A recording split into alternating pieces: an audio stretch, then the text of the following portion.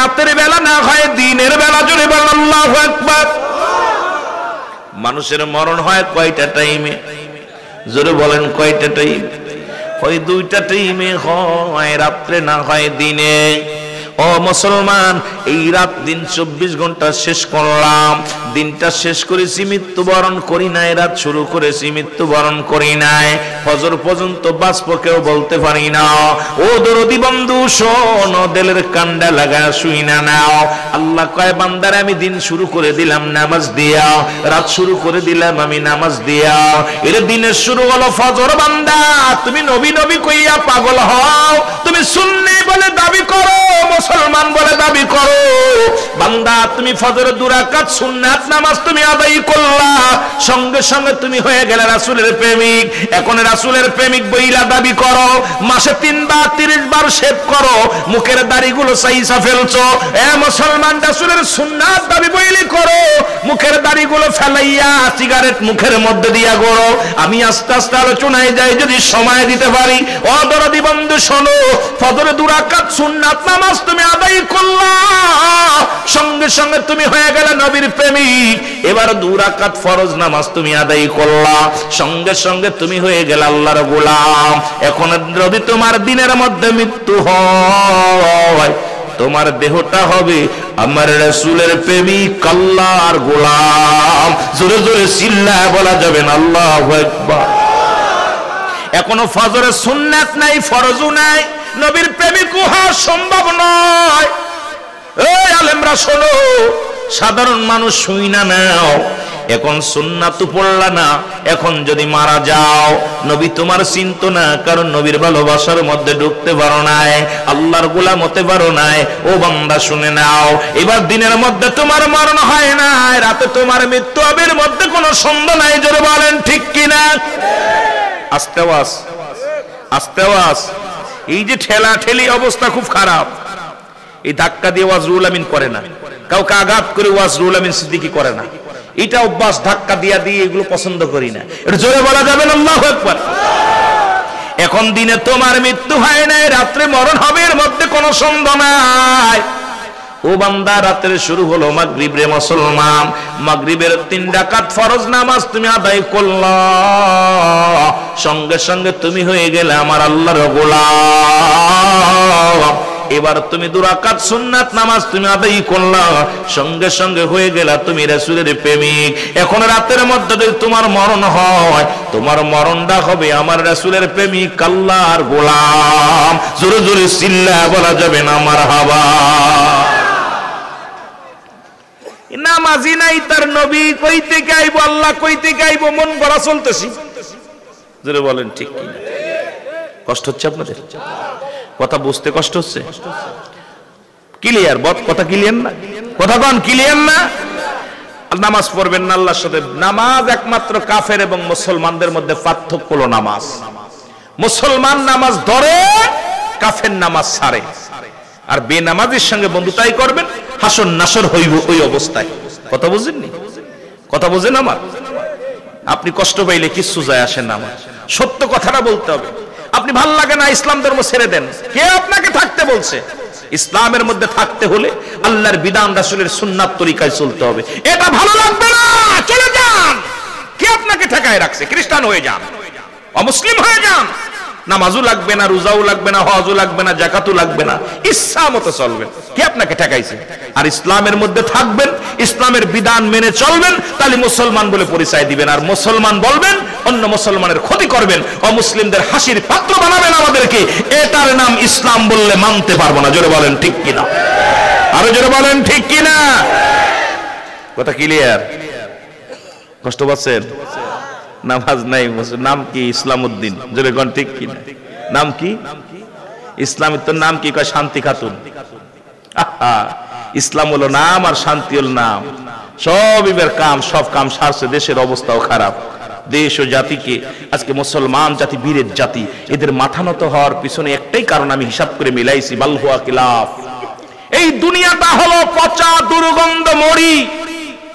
মানুষের চরিত্র হলো কুকুরের চরিত্র। কুকুর কুকুর যেমন মরি পাইলে খুশি হয়, শেষ জামানার মানুষ শুধু সম্পদ পাইলে খুশি হবে।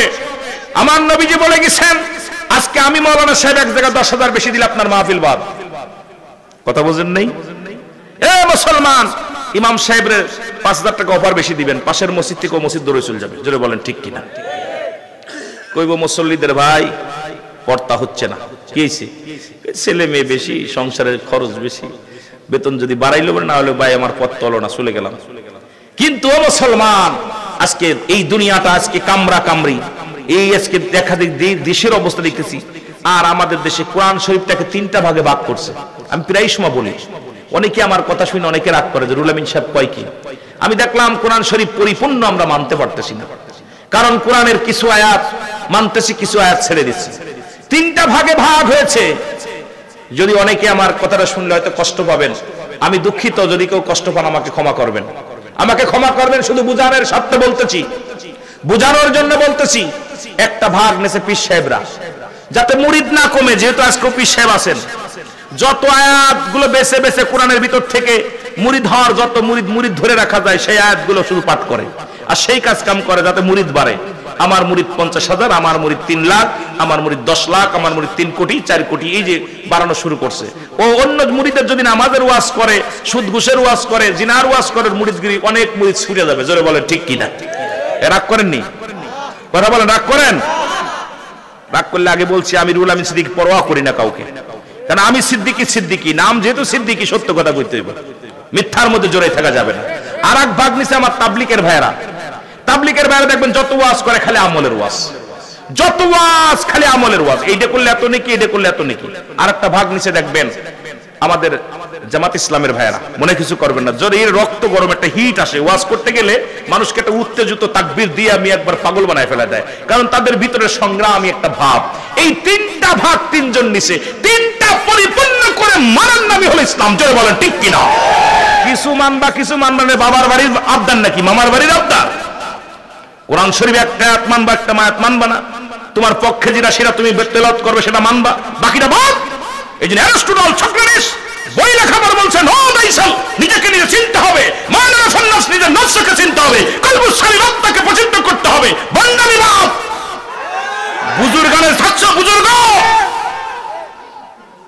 বুজুর্গ দাড়ি টুপি জুব্বা লাগাইয়া পাগড়ি বান্ধায় মানুষকে ধোঁকা দিয়া এগুলো বন্ধ করো। জোরে বলেন ঠিক কিনা? বন্ডামির নাম ইসলাম নয়। জোরে বলেন ঠিক কিনা? জানার নাম ইমান নয়, মানার নাম ইমান। জোরে বলেন ঠিক কিনা? আমার দেশ, আমার জাতি শেষ, আমরা তালি দিতেছি, কারোর লগে কারোর মিল নাই। কি অবস্থা! আমার বড় কষ্ট লাগে, ওখানে কারোর সঙ্গে কারোর মিল নাই। অনেকে দেখেন আমার নামটা যেই দেখছে ফরিদপুর, অনেকে নাক শিখতেছে। আমি জানা মতে আমি দেখছি যে ওরে বাবা রে বাবা, কারণ আমাদের হিংসা কিসে? আট্টসির পীর, চরমোনার পীর, সাসিনার পীর, ওই দেওয়ানবাগের পীর, তাবলিগের পীর, জামাত ইসলামের আমির, ওর বাপের ক্ষমতা আছে কাউকে জান্নাতে নেওয়া।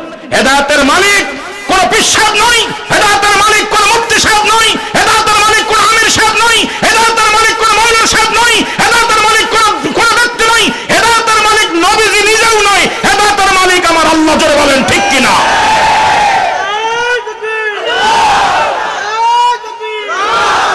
হেদায়েতের মালিক যদি আল্লাহ না হতো, এই কপাল পুরা শোন, হেদায়েতের মালিক যদি আল্লাহ না হতো তাহলে আবু জাহেলের কপালে কালেমা জুটতো। কথা কন না কেন? রাগ করতেছেন? যদিও গরম ভাষায় বলতেছি, নবীজি যদি হেদায়েতের মালিক হতো তাহলে আবু জাহেল কালেমা পড়তো না বাবা। তার কপালে যেহেতু কালেমা জোটে নাই, তাহলে বোঝা যায় আমাকে বলার দায়িত্ব দিছে, হেদায়েতের দায়িত্ব আমার আল্লাহর হাতে। ঠিক কিনা? ঠিক কিনা? আপনাকে বলার দায়িত্ব দিছে, এটা দায়িত্ব দিচ্ছে আমার আল্লাহ। তুমি বলো, মানা এবং না মানার ব্যবস্থা আমি করে দিব। আবু জেলরে এত বুঝাইছি, ওর কপালে কালেমা জোটে নাই। কারণ কি? কপাল পোড়া, কপাল লাগে, কপাল লাগে। জোরে বলেন ঠিক কিনা? কষ্ট হচ্ছে আপনাদের? একটু মহব্বতে বলেন লা ইলাহা।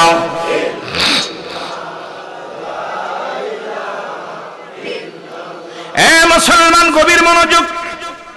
আল্লাহ বলেন, আমি ছোট্ট একটা সূরা তেলাওয়াত করেছি, ওখান থেকে আমরা আলোচনা যায় গোটা বিশ্বের মুসলমানদের ঈমান হরণ করার জন্য বর্তমান জামানায় কিছু সাধুবাদ আলেম বাইর হয়েছে।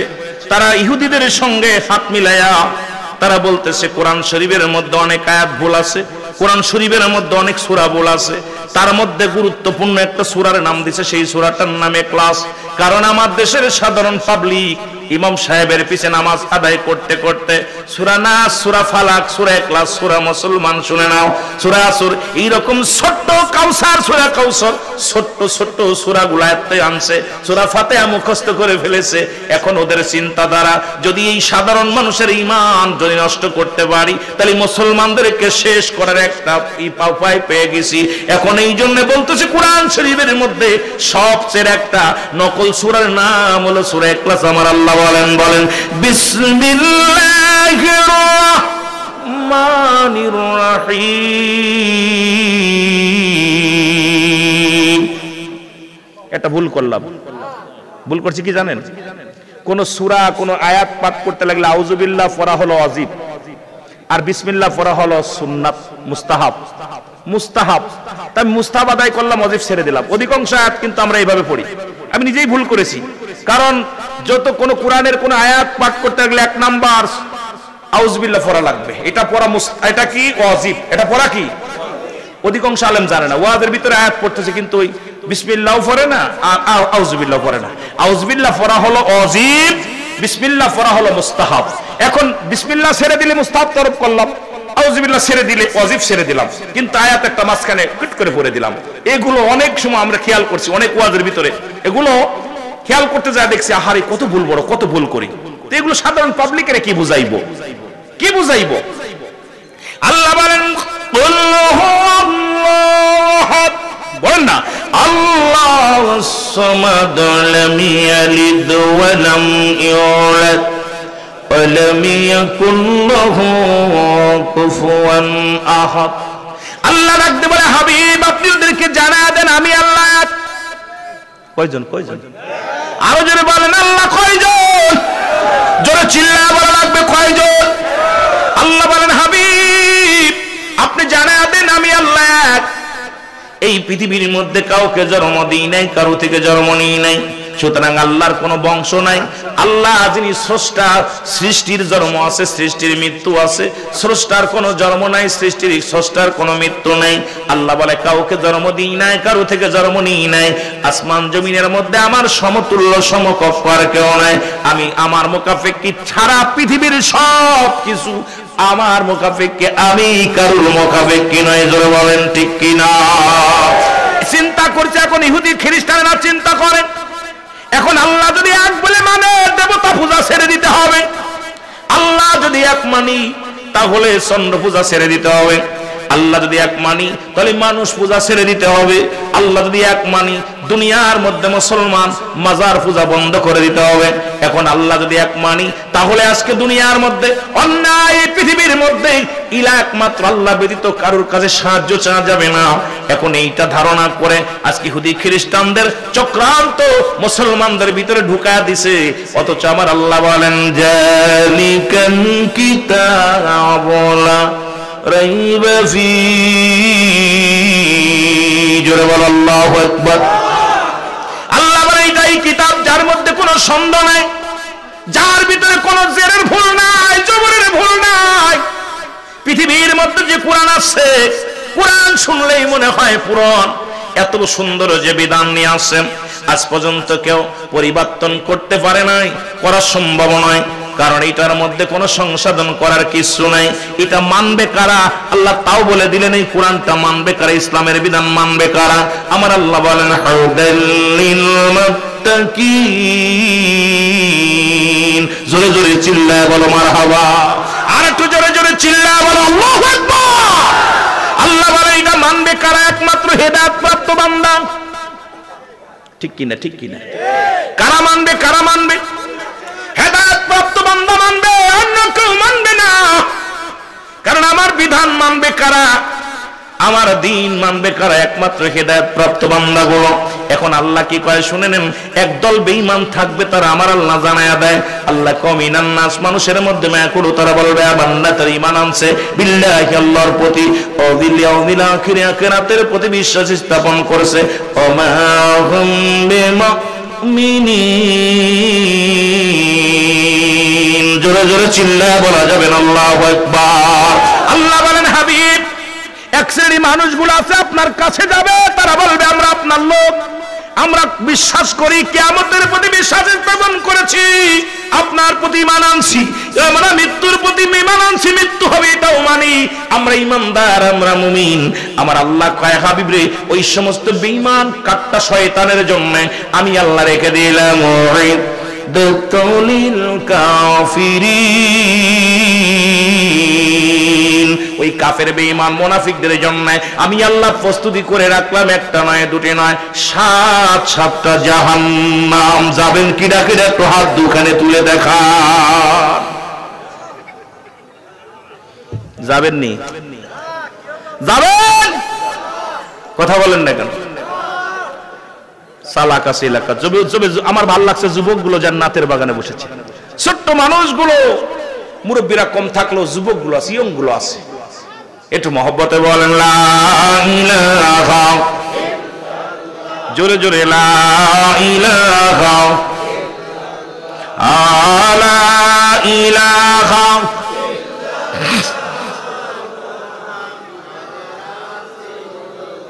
আমগর মনের বেদনা বুঝাইলে কেউ বোঝে না, আরে শোনাইলে কেউ শোনেন না, শোনেন শাহে মদিনা।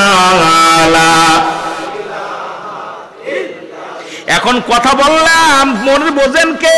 শাহে মদিনা। এটাও নিয়ে ভেদাল। নবী কয় হায়াতি খায়রুল লাকুম। ওই উলামায়ে কিরাম গভীর মনোযোগ। নবী কয় আমার হায়াতের জিন্দেগিটা আমার উম্মতের জন্য কল্যাণ শুরু। সুবহানাল্লাহ বলেন। আর একটু জোরে বলেন। উম্মতের সঙ্গে কথাবার্তা বলেছি, উম্মতের সঙ্গে চলাফেরা করেছি। উম্মতিরা রে, শরীয়তে তাকাইবে আমি নবী, তরিকাতে তাকাইবে আমি নবী, হাকিকতে তাকাইবে আমি নবী, সব কানে রাষ্ট্র চালাইবে আমি নবী, সাংসারিক করবে সব জায়গা আমি আমার নবী। এখন আমার দেশের অনেক আলেমরা কয় নবী আমগার মতো মানুষ যখনই বলে কষ্ট লাগে, আদম নবী ডাক দে বলেন রব্বানা যালামনা আনফুসানা ওয়া ইল্লাম তাগফির লানা ওয়া তারহামনা লানাকুনান্না মিনাল খাসিরিন। আদম নবী ডাক দে বলে আমার মালিক,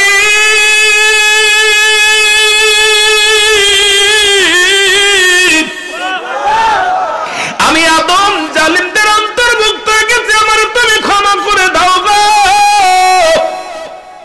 এই আলেম, এখন যদি কোন ব্যক্তি আদম রে জালিম বলে, তার ঈমান যাবে না থাকবে?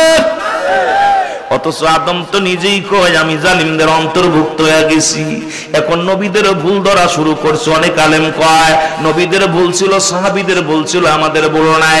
কোরআনের ভুল ধরেছে, হাদিসের ভুল ধরেছে। পড়তে পড়তে এমন একটা জায়গায় চলে গেছে, জানোয়ারের কাতারে নামটা লেখা দিছে। ওরে মুসলমান শোনো, নবীদেরকে নিয়ে, সেই সাহাবীদেরকে নিয়ে, নবীর আহলে বায়াতদেরকে নিয়ে আল্লাহর সঙ্গে মুসলমান পাঙ্কা লইও না, কোরআনের সঙ্গে পাঙ্কা লইও না। এই নিলেই তো বিপদের মধ্যে পড়ে যাবা। হাদিসের সঙ্গে বাটপারি করো না মুসলমান। আজকে ঈমান আকীদা নাই, ঈমান আকীদা নয়। আবার মুসলমান শুনে নাও, গভীর মনোযোগ শুনে নাও, ঈমানের দাম কত, ঈমানের দাম কত, ঈমানদের দামটা শুইনা লও। লা ইলাহা ইল্লাল্লাহু মুহাম্মাদুর রাসূলুল্লাহ। জোরে জোরে চিল্লা, জোরে জোরে চিল্লা বলা যাবে না আল্লাহু আকবার। এ দুনিয়ার মুসলমান শুইনা লও গো, আর ঈমান যদি এরকম কষ্ট করে আনতে হতো, আমার মন বলে এই বাংলাদেশের মানুষ মুসলমান পাওয়া কম হয়ে যেত, মুসলমান পাইতাম না। কারণ বিলালের মতো যদি ঈমান আনতে হতো, হুজ্জাফের মতো যদি ঈমান আনতে হতো, নবীর সাহাবীদের মতো যদি ঈমান আনতে হতো, তারা জীবনের পরোয়া করে নাই, মরণের চিন্তা করে নাই, সংসারের চিন্তা করে নাই, জীবনের চিন্তা করেন নাই। তারা মদিনাওয়ালার প্রেমে পাগল হইয়া আল্লাহর গোলাম হয়েছে। জোরে জোরে চিল্লায় বলেন ঠিক কি না? আর একটু জোরে বলেন ঠিক কি? এইরকম যদি বাংলাদেশের মানুষ সকালবেলা ঈমান আনে, বিকেলে হারায়া ফেলে, সকালবেলা তাসবিহ পড়ে, বিকেল বেলা জিনার মধ্যে যায়। এর মুসলমান অসংখ্য মানুষ সকাল বিকেল ঈমান বেচা কিনা করে। জোরে বলেন ঠিক কি? আছে না? কথা কন্যা আছে কিনা? অসংখ্য মানুষ ইমান বেচা কিনা করে। এইরকম একটু কথা বলতে যাইয়া একটু কথা আমি জানা যায়, এইরকম ইমান আনলেন মুসলমান। শুনে নাও, আব্দুল হুজ্জাব, তার নাম ছিল হুজ্জাব। এ বাবারা শুনে নাও, আমি কোরআন থেকে বলতেছি, হাদিস থেকে কথাগুলো খেয়াল করবার, তার উপরে একটু কথা বলে নিয়ে আমি আপনাদেরকে। এই হুজ্জাব কালেমা পড়লেন, লা ইলাহা নাই কোনো ইলাহ ইল্লাল্লাহু আল্লাহ ছাড়া দ্বিতীয় কেউ দোসরা নাই। ও মুসলমান শুনে নাও, উনি কি করলেন? মুহাম্মাদুর রাসূলুল্লাহ, আল্লাহ পাকের প্রেরিত রাসূল বা বান্দা স্বীকার করে নিলেন হুজ্জাব। উনি কালেমা পড়তে লাগলেন, এমন ভাবে কালেমা পড়লেন, চাচাই জিগে, বাতিজা কি পড়ো? কয় বাবা গো কালেমা পড়ি। কয় এটা আবার কোন হালুয়া? ডাক দে, কয় এই কালে চাচা গো, এই আসমান জমিনের মালিক যিনি গো, আমি তার পাগল।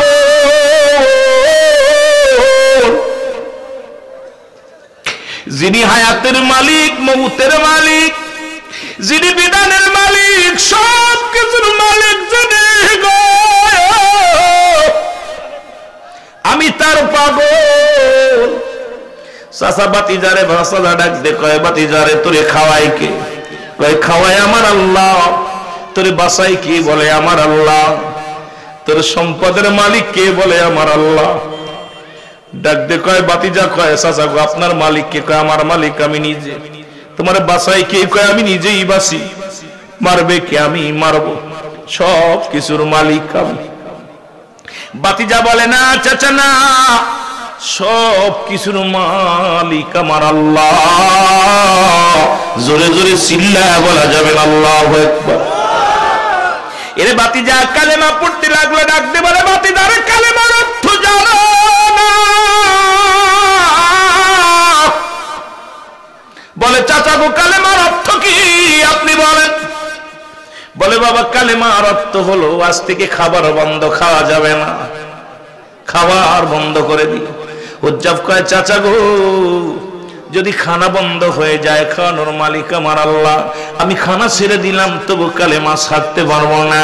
কারণ এই যে এমন ভাবে কালেমাটা আমি ধারণ করেছি বুকের মধ্যে, জীবন যদি চলে যায় ছাড়তে পারবো না, খানা ছেড়ে দিলাম। ইনি আরো জোরে স্পিরিট বেড়ে গেছে, কালেমা পড়ে, সপ্তাহ চলে যায়, হুজ্জাব খানা খায় না, কিন্তু কালেমা বন্ধ হয় নাই। চাচার কাছে নালিশ চলে যায়, ওরে হুজ্জাব তো খানা বন্ধ কিন্তু কালেমার আওয়াজ বাড়ছে বেশি। ডাক দে, কয় বাতিজারে তুমি কি জানো না কালেমার অর্থ কি গো? বলে আপনি তো বললেন খানা বন্ধ, খানা তো খাই না। বলে কালেমার অর্থ তোমার যত জমা জমি যা কিছু আছে, এই একটা কানা করু পাবা না, সব থেকে তুমি বঞ্চিত হইবা। বলে চাচা গো মেনে নিলাম যদি কালেমার অর্থ হয়, কারণ আসমান জমিনের মালিক আমার আল্লাহ।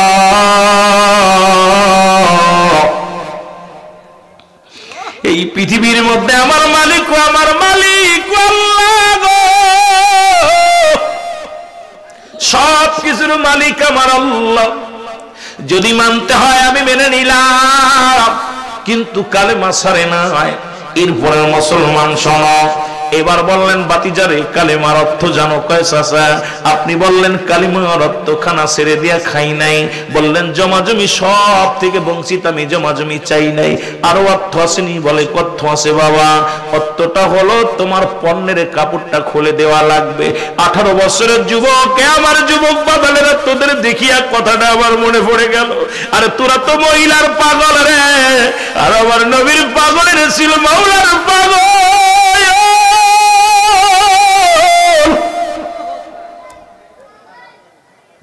আমরা দুনিয়ায় মহিলাতে আসক্ত হয়ে গেছি, মোবাইলে আসক্ত হয়ে গেছি রে। ও মুসলমান, আব্দুল উজ্জাবের বয়স মাত্র 18 বছর। এই যুবক আমার আল্লাহর পাগল হয়ে গেছে, দুনিয়ার কিচ্ছু চায় না। ডাকতে বলে চাচা রে, পণ্যের কাপড়টা যদি খুলে নেও রে চাচা, মানুষ আমারে পাগল বলবে, আমি 18 বছরের যুবক। চাচা গো পণ্যের কাপড়টা খুলে নিও না। বাতিজারে বলে, বলার পর বাতিজা ডাকতে বলে চাচা এইটা নিও না, তুমি সব নিয়ে নাও। চাচাই কয় জায়গা পাইছি, হয় কালেমা ছাড়বি না হয় কাপড় ছাড়বি। হুজ্জাবকে ডাকতে বলে আমার মালিক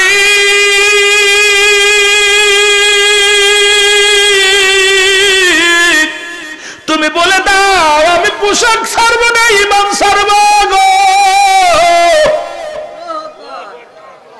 আরশ মাওলার দিকে তাকাইয়া হুজ্জাবকে ডাকতে বলে আমার আল্লাহ তুমি একমাত্র সমাধান দিয়ে দাও, আমি কাপড় ছাড়বো না ইমান ছাড়বো।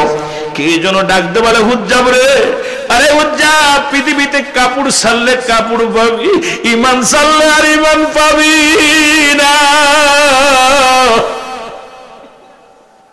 এ দুনিয়ার পোশাক ছেড়ে দে রে, ইমান ছাড়িস না, ইমান ছাড়লে যাবি জান্নাতে, জান্নাত পাবি না। ডাকতে চোখের বাড়ি ছেড়ে ডাকতে বলে চাচা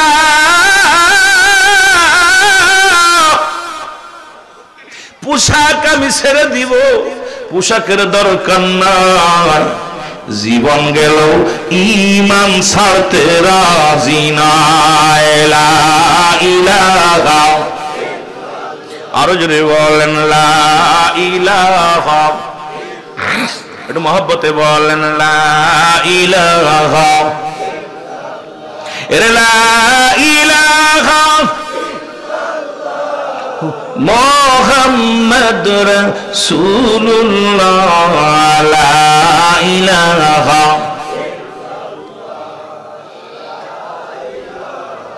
ইল্লাল্লাহ, লা ইলাহা।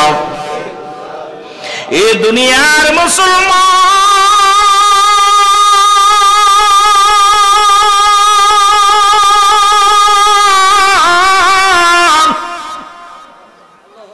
আওয়াজ পাইলেন উজ্জাবরে কাপড় ছেড়ে দে, ইমান ছাড়িস না।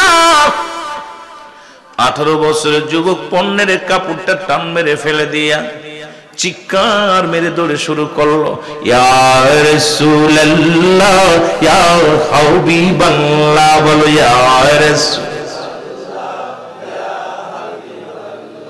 ইয়া রাসূলুল্লাহ।